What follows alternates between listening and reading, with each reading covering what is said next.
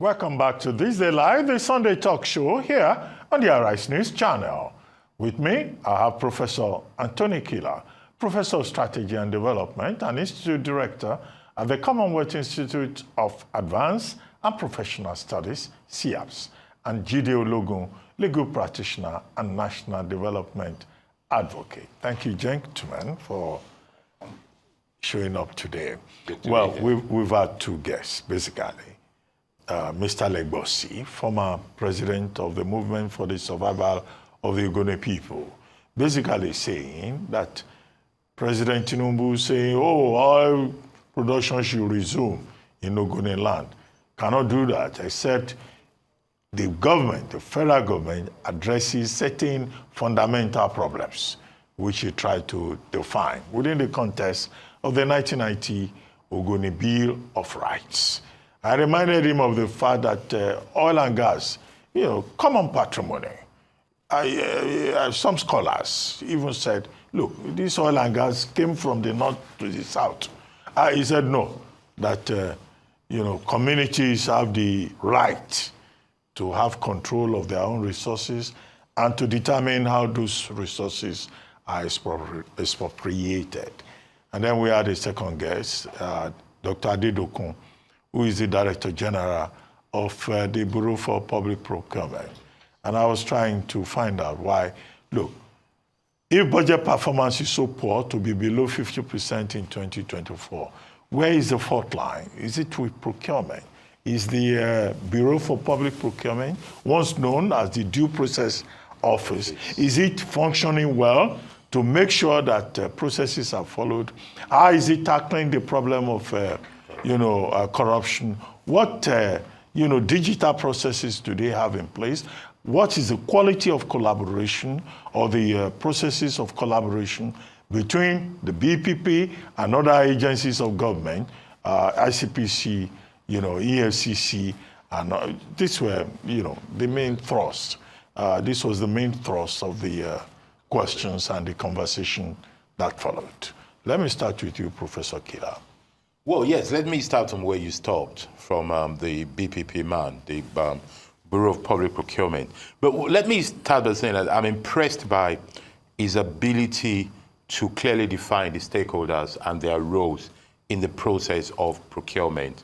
By that, what really caught my attention in an impressive way was that when he stated that part of the reason why contractors tend to inflate the price is what we call the cost of uncertainty, i.e. the cost of not being paid on time. And during that time, interest rate or what you have to pay on the loan increases, and perhaps the valuation of the money. Those kind of things leads to proactive or anticipated increase.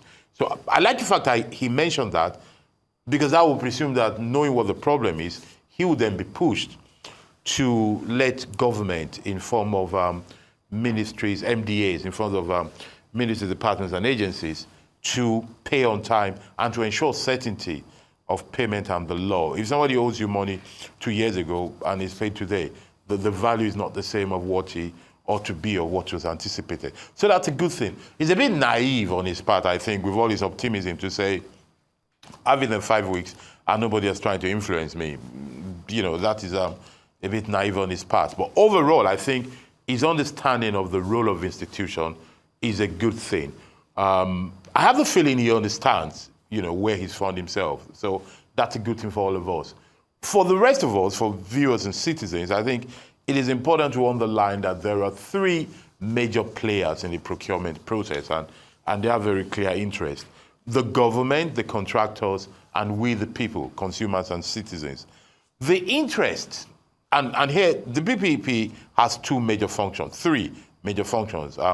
Timeline, content, delivery of content as agreed, and three, transparency and fairness, transparency and fairness, as it were. So for the three stakeholders I mentioned earlier on, government, people, and contractors, let us look at everybody's interest. The interest of contractors is fairness, a fair process, a process that allows every potential contractor to have a fair bite at the at the process, the possibility of saying, if I'm a builder and there's a contract for building, I hope I can get it because I'm a good builder, I'm a good contractor, and I'm allayed from the fears that only those that are friends of those in power will get it. The same people who perhaps get it, give it to their friends or sell it off. You know, the contractors want, at least the good ones, want some merit, at least openness, so that it will not just be the same people all the time due to influence. The DG talk about influence being a global thing. I think that's a weak point, you know. This thing about people doing youtism and whataboutism, I'm never impressed by it. The fact that it's global is irrelevant, it's secondary. What matters is, are we dealing with it the right way, whether it's global or not? Why there's nothing wrong in the rest of the world learning from us, not us saying that because it happens there, it's okay. It's not okay. It's either influence is good or bad. If it's bad, we curtail it. If it's good, we increase it. We should have simple outlook to things that way. The other thing is then government. Government should want contracts to be executed, and that what is requested, what is agreed, what is budgeted, what is publicized should be what is delivered. You cannot say you want to construct and get money for a modern school and you get some kind of shoddy thing. That is what government should be concerned about. Hopefully, they should be concerned about saving some money as well. But I think there's a mindset in Nigeria that if you get something from government, you've hit the lottery, because our, you know, in our equation of our total consumption, government investment and consumer, the G, economists those who remember the economics class, will know the G is about the biggest in Nigeria. That's a bit of a problem. I hope we can move away from that.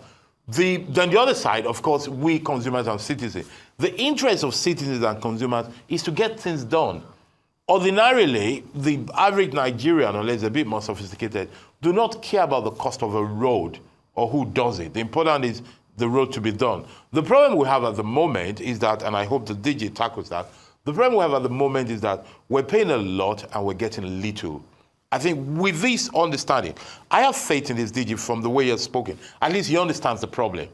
Time will tell if he can tackle it well. So we need to look at effective delivery, good timelines, certainty in payment and respect of contract, and transparency for the benefit of production and productivity. This transparency thing, it is not an abstract or moral justice.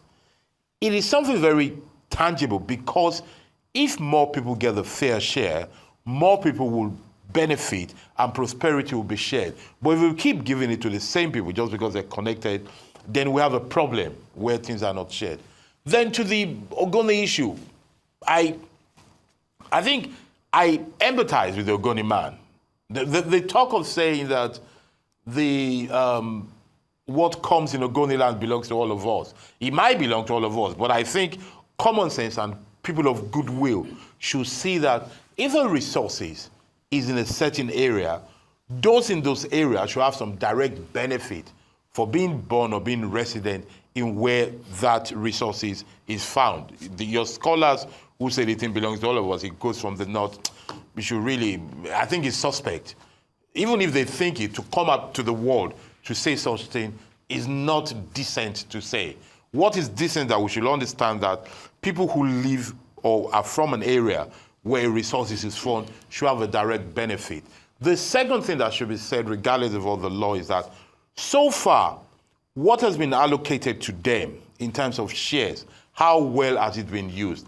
I have visited a lot of oil generating area in the Niger Delta and the South in general, and I do not have the feeling that the people are benefiting from what is allocated to them because of the special consideration they get.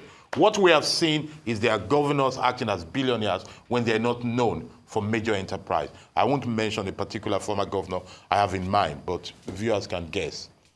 Well, our viewers are not... Well, let them do some homework. Some fantasy. Maybe you will have made it easier by naming... No, I am not making it easy. Let people fantasize a bit and do some good. Okay, Mr. Ologun.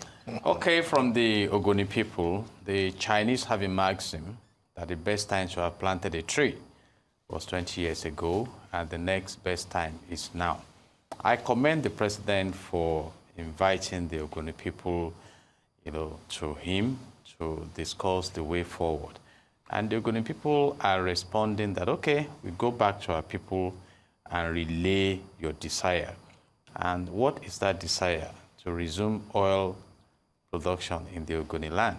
And the Ogoni people, by body language, are saying you are not attending to the fundamental issues that we have in the Ogoni land. I recall there's this Ogoni Bill of Rights of 1990, that also prompted Mossop and all of them to start agitating that let's feel the impact of the fact that we host this natural resource on behalf of Nigeria. And they are still also bitter. And the president mentioned that you just have to let the past go so that we can proceed to the future. About the killing of the Ogoni 10, the leaders, out of these agitations, they are still concerned about the injustice in that region. And they are making it clear that, except we deal with the fundamentals, going forward may be a difficult thing. And I think I buy into that. You see, Chief Olusegun Obasanjo tried in his time. Yar'Adua tried in his time. Even the former president, Muhammadu Buhari, started constructing a road. But we are talking about fundamentals. You see, and if we don't deal with the fundamentals, we'll be dealing with the symptoms. And also, he made reference to the fact that if in some parts of the country, people are trying to come up with artisanal or this grammatic whatever to mine their resources, their gold and things like that, then what is wrong in the South people also managing their resources? And again, a fundamental issue we've been mentioning but not giving due attention to is having true federalism. You see, the resources are there. Every part of the country has a resource. But if there is fairness, if there is justice, there's equity, that you have commensurate development in the regions that host these resources, I believe that we benefit more, because it's about 32 years ago, 1993, that production stopped in that region. And they are resolute in ensuring that the government is brought to term with bringing development and justice to that region. And I appreciate Professor Kila's position that some of the benefits you have derived from the federal government, what has happened? But I can also answer that question. There was a time the present president of the Senate was engaged at the Senate to come and account for NDDC allocations. And when he started accounting, it resulted in off your mic. So I still want the National Assembly to know that they are custodians of the prosperity of this nation. And I have been mentioning it. Can you begin to drive towards true federalism? He made reference to the fact that at a time, the southwestern part of the country, prospered through cocoa, built the cocoa house, the first civilization in Africa.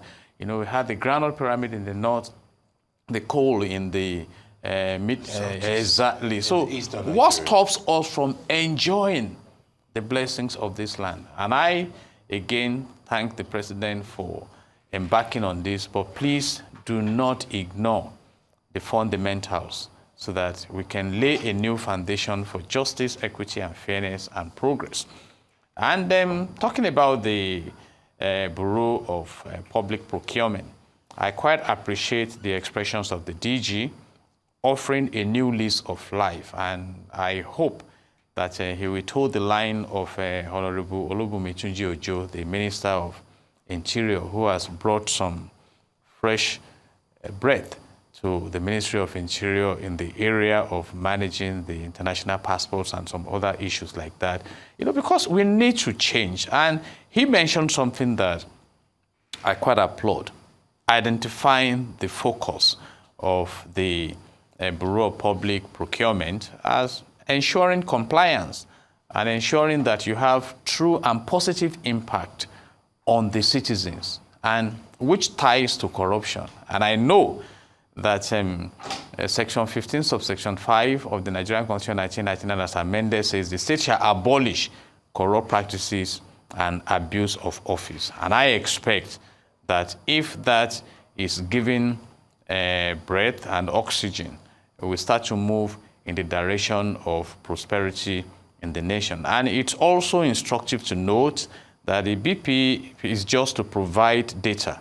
It is the Code of Conduct Bureau, that will go ahead to prosecute after investigating and stuff like that. So it's a holistic issue. And whether some are influencing him, I did not expect him to come on air and be saying he's been influenced. But what we know generally in Nigeria, like Honorable Dele Alake said, that powerful people are behind illegal mining in the north, that the powerful people are quite influential. In fact, recently, Honorable former governor, His Excellency Oshomole, now Senator Oshomole, said that retired generals are behind illegal mining in the country. So we know these things. And if you must progress as a nation, you need to liberate your system from corruption. But the corruption appears to have a stronghold on Nigeria, so that we don't just bring these blueprints, beautiful, and not be able to implement.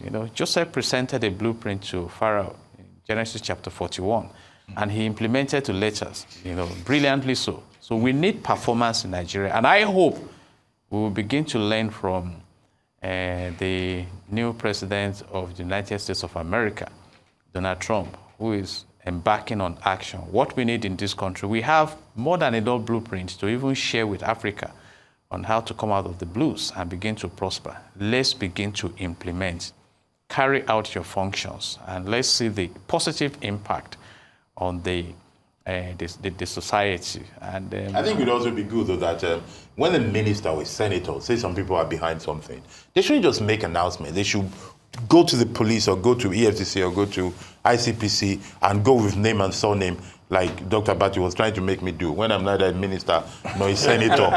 They should do that very clearly, yes. Anyway, let's take another topic, and I'm going to come back to you, Mr. Ologun. The Senate this past week told the National Population Commission that it must put its act together to hold the national census for Nigeria this year.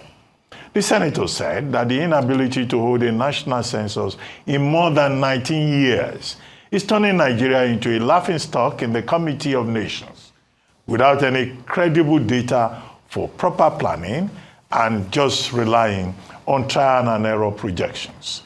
The lawmakers expressed displeasure over lack of credible data and statistics for thorough and specific planning in the country due to lack of headcounts over the years. The chairman of the National Population Commission, Malam Nasir Issa Kwara, had told the lawmakers that biometric model of headcount was being worked on in readiness for the exercise. Now, we've been hearing this since 2021, 2022. There was a time they said they carried out what they called enumeration and verification exercise. This year, now they have an approval of about 18.7 billion naira, part of their budget. 1.7 billion is to go into recurrent expenditure. 17 billion, 17.1 billion is to go into capital projects. Now, they seem to be happy at the National Population Commission that they've been given money. But, I mean, this is a serious problem. Are they going to do it? Because the lawmakers, the senators were saying, if we postpone it to 2026, it will be too close to election, and that you cannot have a census close to election year. But we know how census, population census has been very problematic in this country. If an administration is looking for a second term, will it be wise to even go in the direction of population census? Will it not be better to just allow Nigeria the way it is so that you get your second term? In any case, I'm just joking. But these are some of the contradictions we deal with. I'm quite impressed by the zeal of the National Assembly to facilitate census. But let me rewind a bit. Towards the 2023 intended population and housing census, about 200 billion got spent. And when that issue came up, the National Population Commission came out to say, no, we didn't just spend it within the year since 2014, 200 billion gradually. And gone like that for preparation. You see, somebody must be accountable in this country. Just like I'm still nursing the pain of the Nigeria Air. Billions of naira to design logo, launch the logo, and hire aircraft brought to the country. We must get serious. We need to know our population. Who is scared about knowing our population? It will help us. Without data, how can you plan? How do you even...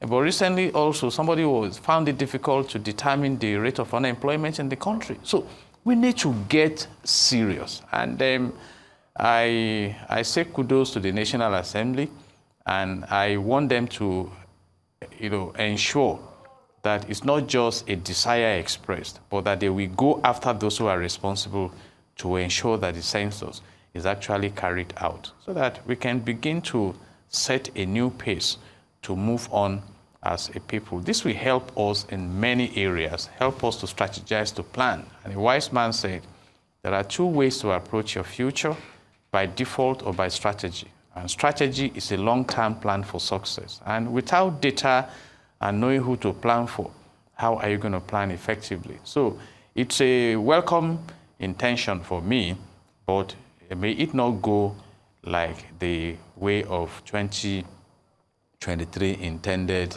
Exactly, at the 18 point, whatever billion that has been asked for now, it will be for preparation again, So those are my submissions in the interim. I have a slightly different view, a more complex view. Let me premise it this way.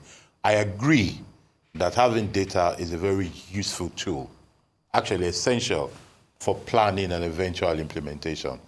But I disagree that we are a laughingstock in the community of nations because we've not done census. They laugh at us for other things, not for census. Nobody has asked me when was the last time census was done. I believe that it's a good thing that we want to do census, but in order of priorities of all the problems we have in this country, I do not commend the zeal of going to do census now. I think we can use that money to do something else, and we can do very good scientific projections to work on. If truly we need the census to plan for implementation of development, I think it is possible and it is enough to project doing some very good, and I know some very good statistics people who can actually give us what we want without spending all that money. Nobody actually goes to do head count one by one. Once we have an idea of how many people have BVN, how many people don't have, we can project the rest. And if we're going to do it anyway, I think the way going forward is to fully decentralize it as much as possible and to digitalize it as much as possible as well. And here I totally agree. And the money they spent in the past should not be allowed to just go away unfound. We should go and look for those people who spent that one. At least, I don't want to jail anybody, at least not today. At least find out what they've done with it so we can see where the money of the past has gone. Okay, well, census. But one thing nobody can disagree with is the fact that you can't plan without data. No. Planning without data is like a walk, in the dark. In the dark, that's and we correct. need to have data to be able to know how to manage resources and allocate them. A country where we don't even know how many we have. I don't think that's the way to go. Businesses know. Maybe we can learn from them. Well, NTA knows. You are very sure. Yeah, they have a good idea. I work with them every time. They have a good idea. In any case, let's take another subject. Now, electricity tariffs. The Nigeria Labour Congress is seriously agitating against the decision of the federal government to raise the cost of tariffs on telecommunication services. This past Wednesday, NLC President Joe Ajaero issued a statement describing the hike as an unjust and unnecessary burden on the citizens who are already grappling with overpowering cost of living challenges. Speaking for the Congress, which is the umbrella body of Nigerian workers, Ajaero called on Nigerians to prepare for a nationwide boycott of telecom services in protest against the federal government's approval of the 50% increase in tariffs. Just to note that the telcos had asked for 100% increase in tariffs, and they have cited inflation, poor working environment, business environment, and then cost of foreign exchange and all of that. And the federal government in agreement even says this 50%, which will come into effect next month, is just the beginning, that it will be gradual. In other words, we'll get to that 100%, whereby we will now be paying not just 11 naira 40 kobo for calls, but 16 naira 40 kobo. And that, in due course, SMS messages will no longer be 4 naira, which will now be 6 naira.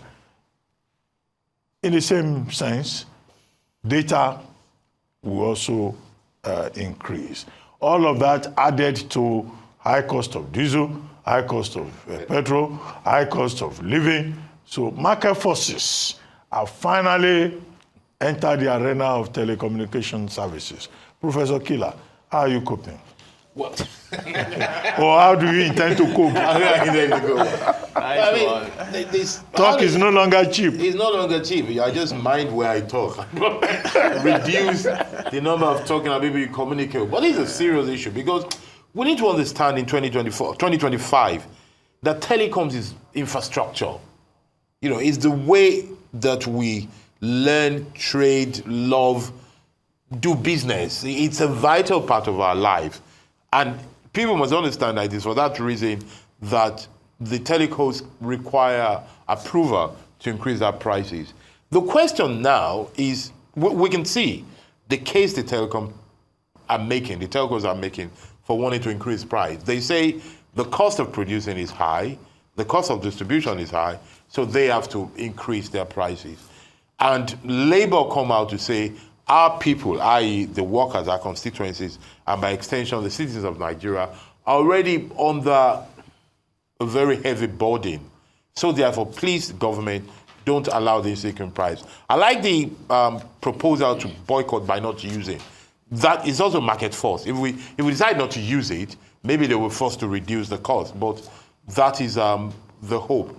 I think government needs to think, what can we do to save this cost? Is it perhaps possible for government to reduce the tax burden on them and then to persuade them to say, reduce your profit? Because I think if a sector that serves millions of Nigeria and is making profit every day, I think it's not too much to ask them in this tough time to reduce their profit a bit while transferring that to the cost of... the telcos say they are not making profit. They're not making profit. That this is a very poor business environment for them. They have not admitted that they are making profit. They have not admitted? Yes. Are they making profit or not?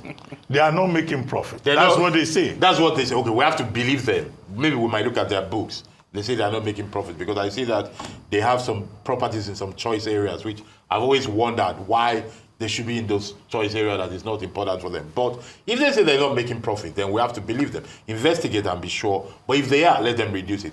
But Labour, it is not... I like the fact that Labour is not saying, let's go and block the roads. They're just saying, let's boycott the usage or reduce our costs.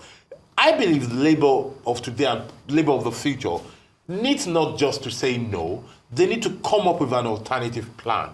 They need to say, this is why we believe you should not increase profit, because we propose that you do something else. I think that is one point where, while Labour has my sympathy, is missing in the way trade unions go about things. But I think the government too need to understand these very basic factors affecting our lives today, that the cost of everything is going up. So where government has influence, government should step in, I think, to fiscal policies and some ways to help companies maintain their prices. Okay, Mr. Ologun, looks like people will have to stop talking or moderate how they talk. And yet Nigerians like to talk a lot. Yak, yak, yak, yak.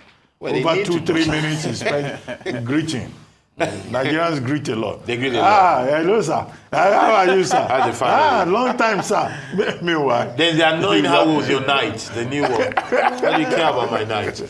How do we survive? Because it looks like the telcos and government have made up their minds. They've been able to agree to a deal. Let me start by saying to the citizens, please be courageous. Because the picture I'm seeing is that by virtue of government policy, businesses are struggling, and the citizens must pay the price. The fuel subsidy was taken away, energy subsidy yanked off, people thrown into band A, and more people to come into band A. The food inflation, so here we are now, additional burden. And for NLC, it's a good step to ventilate and say, oh, this is going to complicate the hardship. But how is NLC even going to prevent people from not communicating? It's very important. Like it's been mentioned here, it's a very strong infrastructure. In fact, you take some people's phone from them, they are like fish out of water. They might get depression. So you may need to look at another strategy. May we focus on the government now? Again, like I mentioned during the Ogoni land matter, there are fundamental issues. Why is the cost of doing business high in Nigeria? Yeah. What is responsible for the high cost of diesel, the tax regimes, different kinds of, why are even some investors getting out of the country? Why must the citizen bear the burden? Where is the consumer protection? These are questions we should be asking. Because I still mentioned it today that I commend Nigerians. They have a very large muscle and very resilient to some of the economic forces that push and pull them. So NLC, I will say you re-strategize. And let me also move to the National Assembly that is looking at approving allowing NCC to approve this 50% increase in tariff. The Constitution in Section 14, subsection 2, says that the security and the welfare of the citizens shall be the primary purpose of government. So here we have economic security, psychological security, different kinds of security, physical one for citizens, and welfare. A lot of citizens are struggling.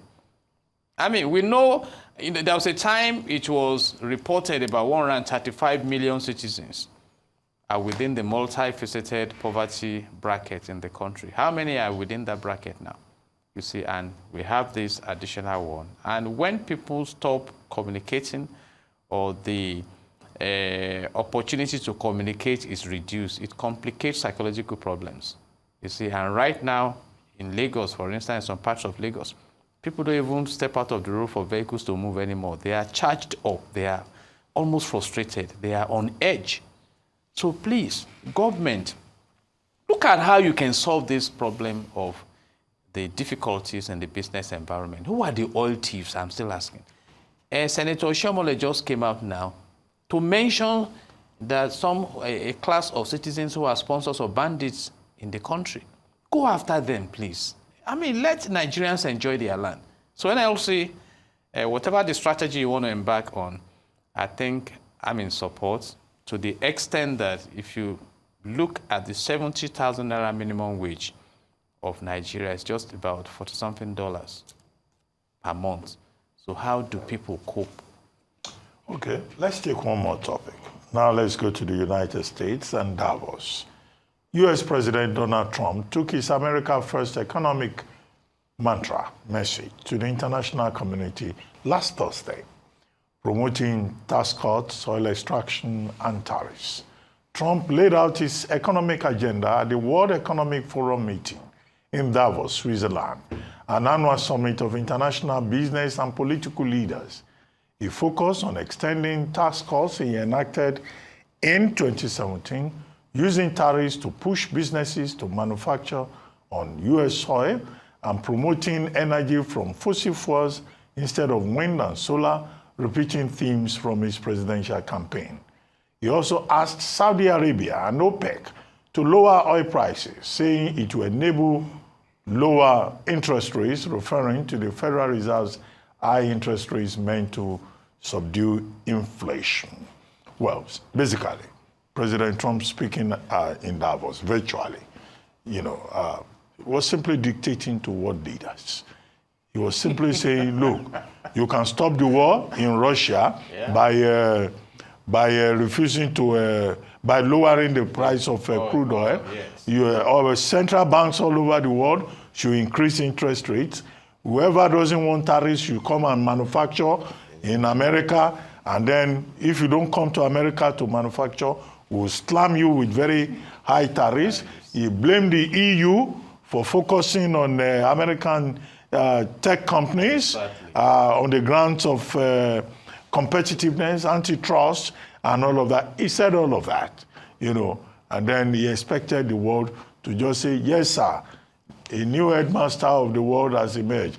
And this headmaster takes no prisoners, Mr. Ologun. You know, great one. And he's emphasizing the golden age of America. Golden age or gilded age?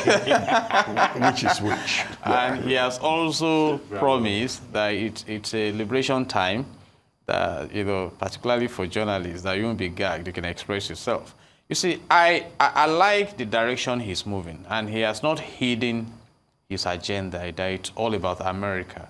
And he appreciates the economic power, let's focus on that, of America, and he's leveraging on it. Because somebody was even asking a question comparatively about doing business in some part of the world, in the EU, and he said, is it the same as in China? And the person said, no, China is even better. You know, so I think he's coming to shake the table to the advantage of his nation. And we should all learn from that. We should all learn from that. And he's letting I mean, he like you mentioned, he pointed it out that if you bring down OPEC and Saudi Arabia, bring down the price of crude oil, that Ukraine and Russia war will stop. And, you know, and I think we just need to also sit back at nations and see how we can focus on the interest of our nations. You know, other countries may want to take advantage of you. How can you protect your citizens, protect your national prosperity from exploitation? Because according to him, the countries of the world have been coming to the U.S. to just exploit them, and that he is not going to allow that to continue. So we wish him the best, and he's occupying that space effectively. And we hope, like I said, that other countries will learn to look inwards, because really speaking, America has the market, and if he can achieve you coming in there to manufacture, it will enhance employment opportunities and the business advantages you have in that community, rather than if you are bringing products to America, then be ready for tariffs. And I think it makes economic sense. So, Professor Kila. Well, I think, so this Trump thing, well, for starters, let us say that from his inaugural speech to all his intervention, Trump continues to act as if he's still in campaign mode. You know, he's still in the face of the poetry. He's not gone to the prose of governance yet. I say this for viewers. There's a saying that says, campaign is done in poetry, governance is done in prose. He's still in that poetic state. Let's see how long he's going to do. Trump is not as original as most people imagine. Before Trump, there were many people, particularly in Europe, there was Silvio Berlusconi, the tycoon who came up with this idea of simplifying things, Italy first. In fact, he called his movement Forza Italia, Go Italy. Trump hasn't done anything that Berlusconi did not try. Unlike Berlusconi and his Go Italy, Trump forgets something. When we say he has a market and America is very strong, he forgets that one of the strongest edge that America has is that so many people in the world trade in US dollars. And that is one of the things that make America central. Because I want our viewers to look around themselves and how many of them sell to America, but how many of them use American currency to deal. The way Trump is acting, he's forgetting what we call provoked reaction. They say Trump is showing other nations an example of how to put their interests first. If everybody start to act like Trump, very soon people, one of the things that the right to response will say, let us see how we can stop using the dollars. And let us see how we can do without Trump. I don't know how knowledgeable Trump is of history. I know his parents sent money, sent him to good schools. But those who support Trump forget that empires rise and fall. And what makes empires fall is when the emperor comes that does not understand how to navigate in a complex world. And I think Trump is coming across as a good nature but too simplistic on world affairs. But time will tell. Those who were close to Trump should just tell him that the stiffness of a leopard is not because he's a coward. It's just carefulness. And when you march on the world stage, you don't go jumping up and down. Behaving like a bull in a China By being like shop. a bull in a China shop. Things might fall. It's more complex than that. I see the good intention, but it's a bit simple, it's a bit naive. And this is one thing. Dr. Bati is a certified expert of diplomacy and international law. One of the key differences between America and Europe in matter of diplomacy is the ability to deal with complex issues. Where America, as a rule, has always come around, has been simplistic. The maestro of American diplomacy is Kissinger, and Kissinger's formation is more European than American, though he added American spies. Students of international relations, students of international economy would look around and remember this, waiting for the end to come. Well, on that note, I would like to thank you very much, Professor Anthony Kila and Mr. Jide Ologun. I look forward to seeing you again next week. Thank you. Wow, you've been watching This Day Live, the Sunday talk show, here on Arise News. I'm Ruben Abati. From my entire team here in Lagos, it's bye for now, and thank you very much for watching. See you next week.